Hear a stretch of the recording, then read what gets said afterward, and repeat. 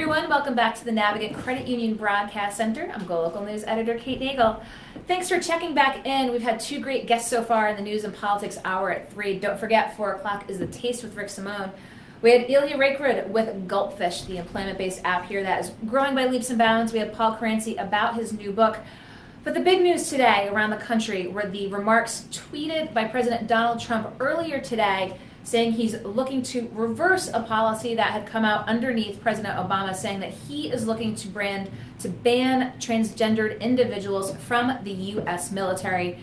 We've seen quite the reaction since this announcement this morning on Go Local. Our statements from the Rhode Island Democratic Party and Representative David Cicilline, but I do have around the corner Nika Lomezzo, who is a transgendered activist here in Rhode Island. I appreciate your coming in today. Thank you so much for having me. Well, when we saw this, we reached out to a number of folks, both on the military side and from the transgender community, so I appreciate your coming to tell your perspective. What did you think when you first heard this today? So when I first heard it, I honestly was not that shocked or surprised, and I think that you'll find that most trans people across the country are not that shocked or surprised by this ban. We've been let down for years by the government, both Democrats and Republicans alike. It's taken them many years to get us on board. I think that what we're seeing right now, though, my first reaction was this is just another way to scapegoat trans people to divert from all of the messiness of the Trump administration currently. And what had you thought under the Obama administration when the announcement was made that transgendered folks could join the military? What was your response to that and discussions amongst the transgender community?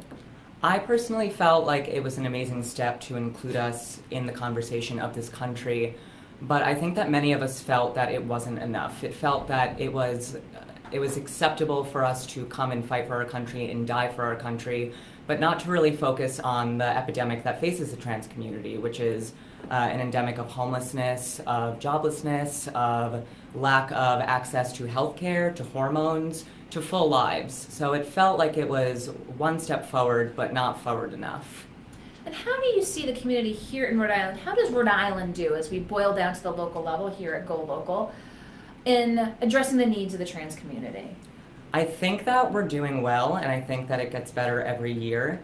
Since I've moved back to Providence last year rather, I've seen a big uptick in trans voices being heard and the mic being passed to us, especially by the local queer community, which for a very long time was run by cis gay men. And now they've done a good job of giving us the opportunity and the space to come and speak.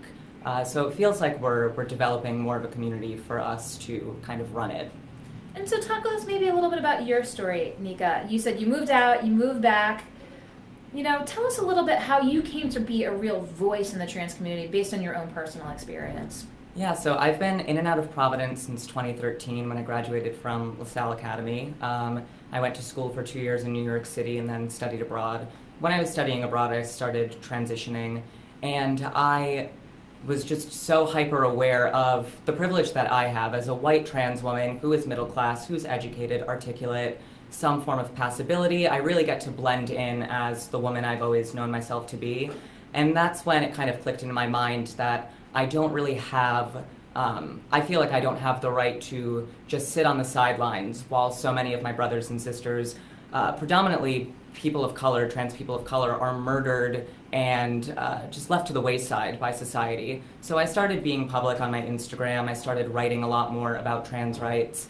And when I moved back to Providence last year, and especially this summer, I was given a lot of opportunities from the local queer community to really speak my truth and come out and speak not only about me, but to elevate the voices of other trans folk. And you have a fundraiser coming up, and I want to talk with you a little bit about that. Let's talk about the details. Yeah, so Tim Rondeau, who is the current Mr. Gay Rhode Island, was lovely enough to ask me to come on board. We have a fundraiser August 6th at the Dark Lady from 6 to 9 p.m. It's called Knowing Better Presents Transaction, which Knowing Better is his podcast. And all monies raised will be going to the Transgender Network of Rhode Island, as well as the National Center for Transgender Equality. It'll be a night of drag performances, of talks from many, many members of the trans community, including myself. And it will hopefully be a space where we not only raise money, but raise awareness and really get the conversation started on how cis allies can help us, can help trans people live full lives. Just talk a little bit about that. When you talk about the cis allies, what are the things you're going to be bringing up that, you know, that folks in the community who might not be in the trans or queer community should know and be aware of? I think mostly I'm hoping to focus on not turning, I think that often trans people are sensationalized in the media and by non-trans people, especially trans people who really do pass and kind of play the part of man or woman that cis people feel comfortable around. And I want people to come to this fundraiser and realize that trans people come in many different forms, shapes, and sizes. We all look different. We all have our own stories. We all have our own struggles.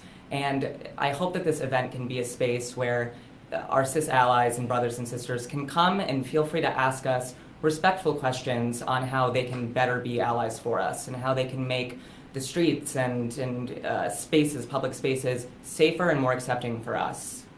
Very good. And do you think, let's talk, you know, I know you said you weren't surprised this morning to hear these comments from the president, and you've been, and the trans community continues to be active and pushing for, you know, what it is that your needs are, both, again, locally and nationally. Do you think this will, just serve to just further strengthen the trans community to see this come again?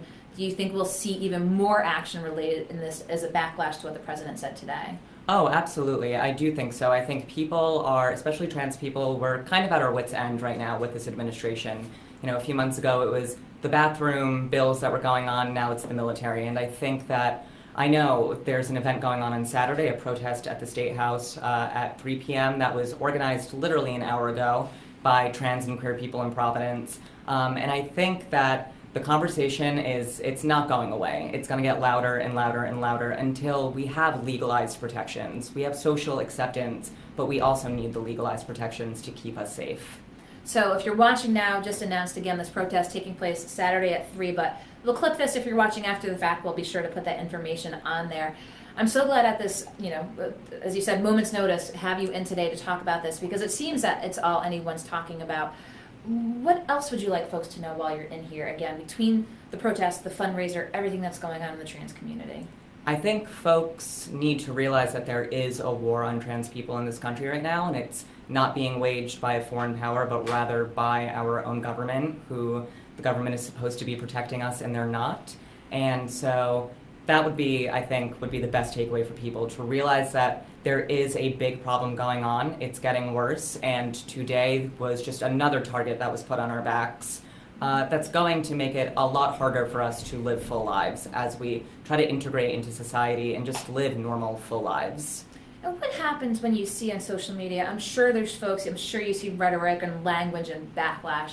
What do you have to say to those folks who might be promoting sort of hateful language towards the trans or queer community?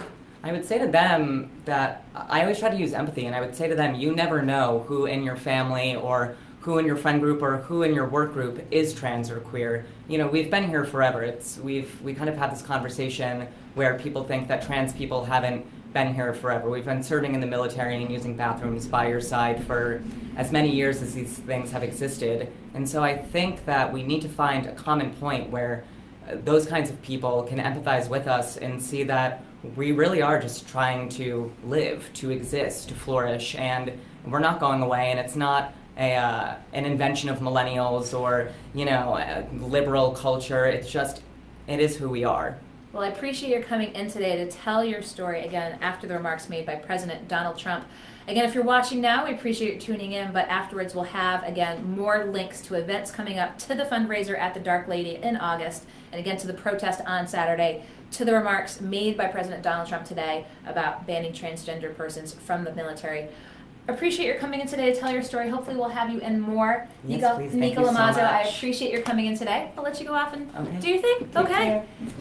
Nika Lomezzo, transgendered activist here in Rhode Island, wanted to bring in, after the remarks made today from President Donald Trump reversing the policy under the Obama administration about transgendered persons serving in the military.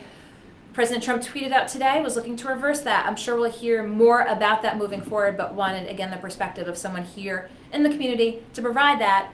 Nika Lomezzo, I appreciate coming in today for the news